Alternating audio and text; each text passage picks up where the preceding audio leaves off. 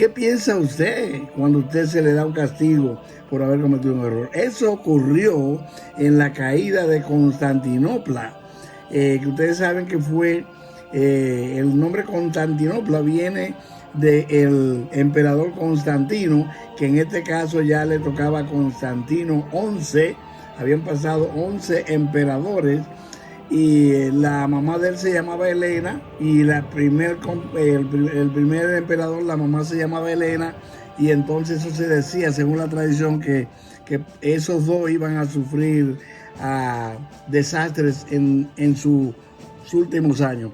Eso ocurrió con la caída de Constantinopla, cuando Mehmed, el sultán turco, llegó y rodeó la ciudad de Constantinopla, porque él se había propuesto acabar, que él pertenecía al Imperio Otomano, que eso fue, ya usted sabe, ese imperio ocurrió concomitantemente con el Imperio Romano. El Imperio Romano llegó a ubicarse ya en la última etapa. Lo último que le quedaba era lo que es Roma, pero Constantinopla era donde estaba la sede central del emperador, el emperador Constantino XI. Aprecio mucho su atención, les ruego que pongan mucha atención, que compartan el video, que investiguen, porque la historia forma parte de nuestra vida presente, es decir, la historia pasada. Por eso hablan de que estudie la historia para que no la repitan. Como podemos ver, ese sultán turco, Mehmed, o Mehmed, se dedicó a combatir a Constantino XI, que él quería ser el primer musulmán que pisara territorio controlado por Constantino.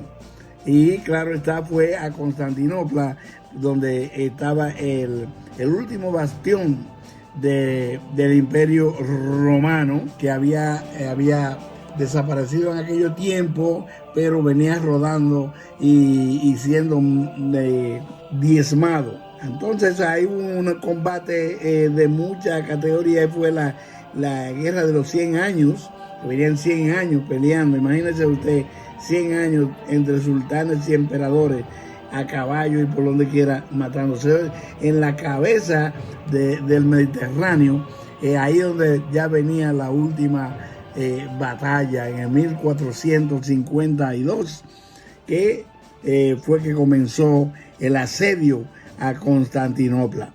Muy importante que ustedes lean sobre esa historia, porque nos trae muchas cosas de lo que ocurrió por allí.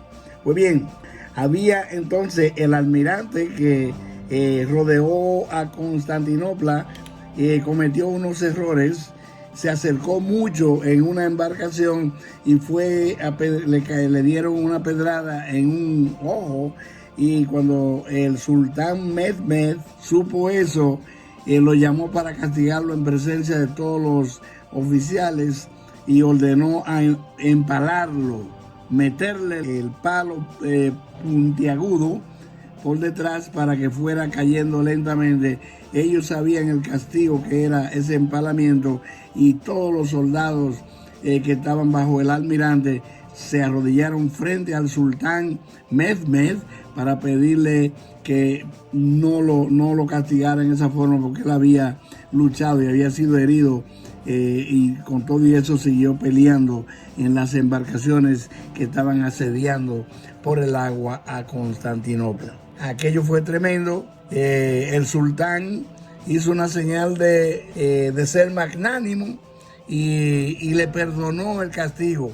Se lo cambió por 100 latigazos, pero esos latigazos fueron tremendos, y fue condenado a recibir los latigazos en público, y arriba de eso le quitaron todos los bienes que había acumulado como almirante de la armada del sultán, y sus bienes fueron pasados a otros altos oficiales. Muy interesante la forma como ellos hacían esa distribución de castigos y leyes entre sultanes, emperadores, etc.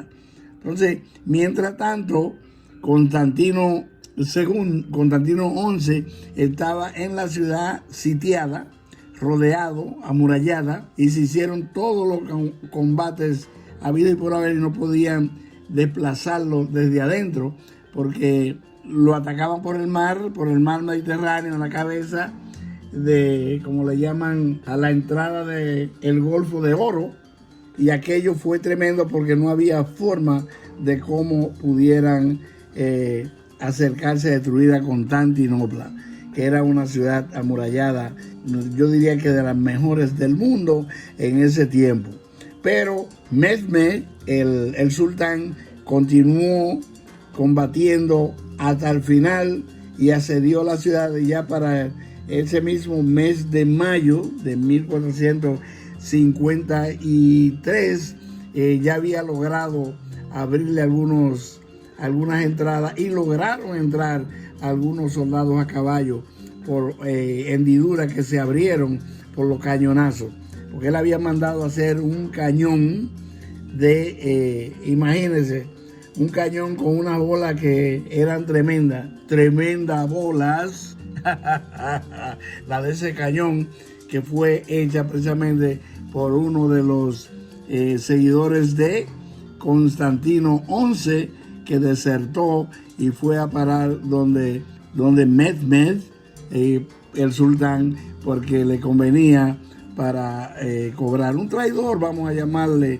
no sé si se llamaba Orban o Urbano, y fue el que era un ingeniero y logró preparar ese cañón para el sultán.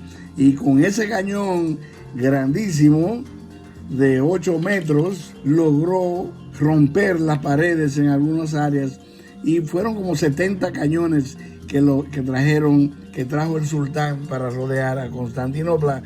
Imagínense ustedes lo que era estar en esa ciudad asediada, donde no se movía. Cuando se le estaban acabando los alimentos, ahí comenzó probablemente la deserción, como siempre ocurre, y entre ellos en esa oportunidad fue que se le fue ese constructor a Constantino XI. Lo traicionó, se fue a donde Mehmed, el sultán, y le vendió su servicio, y aquello fue tremendo porque es el fruto de una traición. Estamos hablando de la caída de Constantinopla, que era el último bastión del Imperio Romano. Ustedes saben que el Imperio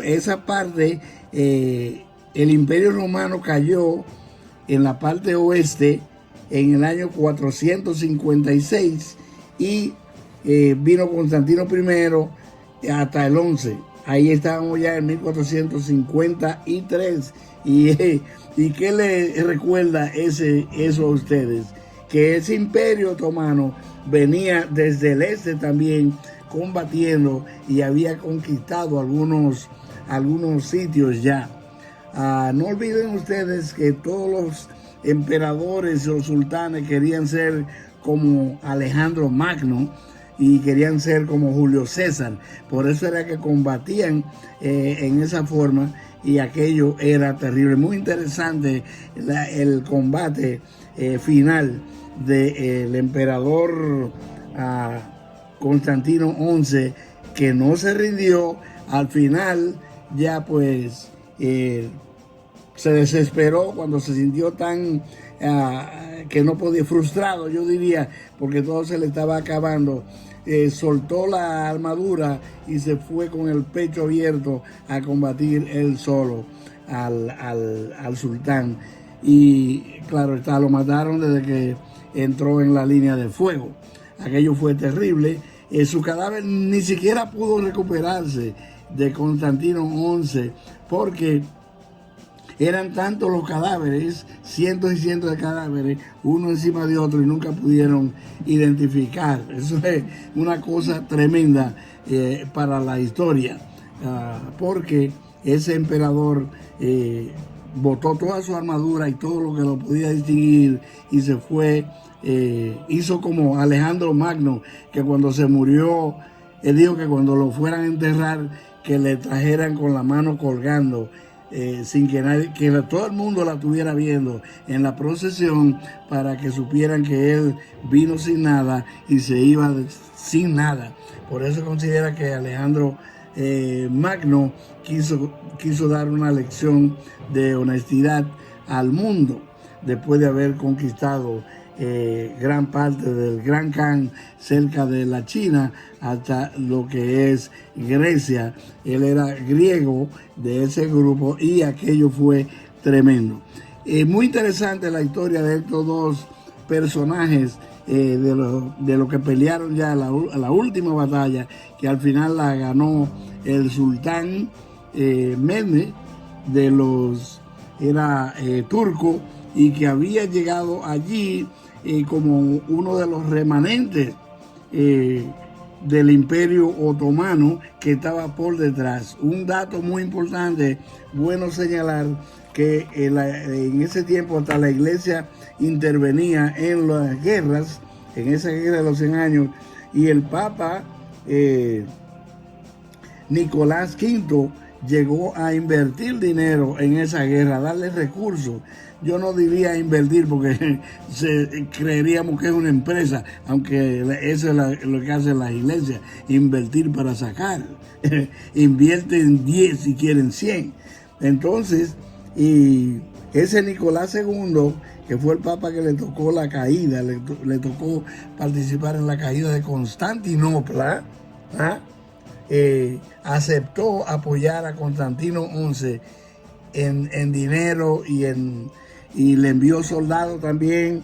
Le envió un cardenal con 500 hombres, porque de los mejores peleadores del Papa, para que, con la condición de que aceptaran de que la Iglesia Católica se uniera, o los cristianos, como ellos le llamaban, se uniera con la Iglesia Anglicana de Grecia.